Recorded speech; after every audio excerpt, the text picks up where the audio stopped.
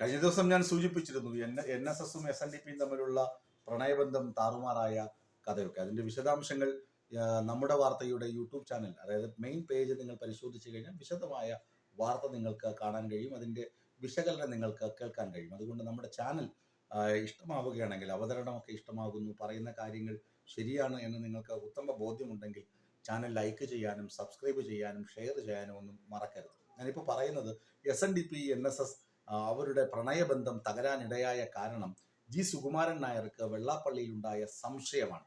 വെള്ളാപ്പള്ളി BJPയുടെ ഏജന്റാണ്. വെള്ളാപ്പള്ളിക്ക് പത്മ പുരസ്കാരം ലഭിച്ചത് കൈക്കൂലി കൊടുത്തിട്ടാണ്. BJPയുമായുള്ള ബാന്ധവം ഉറപ്പിച്ചതിന് ശേഷമാണ് ഇദ്ദേഹത്തിന് പത്മഭൂഷൺ ലഭിക്കുന്നത്.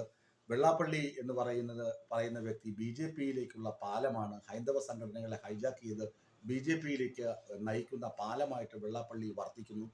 അതുമാത്രമല്ല, ചർച്ചകൾക്ക് നിയോഗിക്കപ്പെട്ടത് NDAയുടെ മുതിർന്ന നേതാവായ തുഷാർ വെള്ളാപ്പള്ളിയെയാണ് തുടർ ചർച്ചകൾക്ക് വേണ്ടി SNDP നിയോഗിച്ചത്. ഇത് സംശയാസ്പദമാണ്.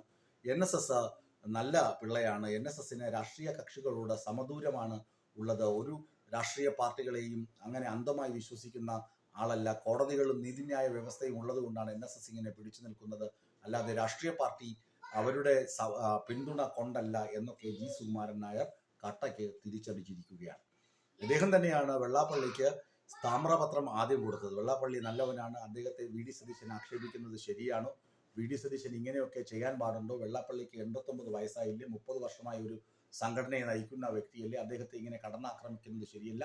VD സതീശൻ കടുത്ത വർഗീയവാദിയാണ്. അതുകൊണ്ടാണ് ഈഴവ സംഘടനാ നേതാക്കളെയൊക്കെ അടച്ചാക്ഷേപിക്കുന്നത് എന്നൊക്കെ സുകുമാരൻ നായർ തന്നെ പറഞ്ഞത് നമ്മൾ കേട്ടതാണ്. എന്നാൽ ഈ അവസരത്തിൽ ഇവർ തമ്മിലുള്ള ഐക്യം ഊട്ടി ഉറപ്പിക്കാൻ ശ്രമിച്ചത് രാഷ്ട്രീയത്തിന് അതീതമായി ഹൈന്ദവ സംഘടനകളുടെ ഏകോപനം എന്ന ഒരു ആവർത്തിച്ച് സുകുമാരൻ നായർ പറയുന്നുണ്ട്.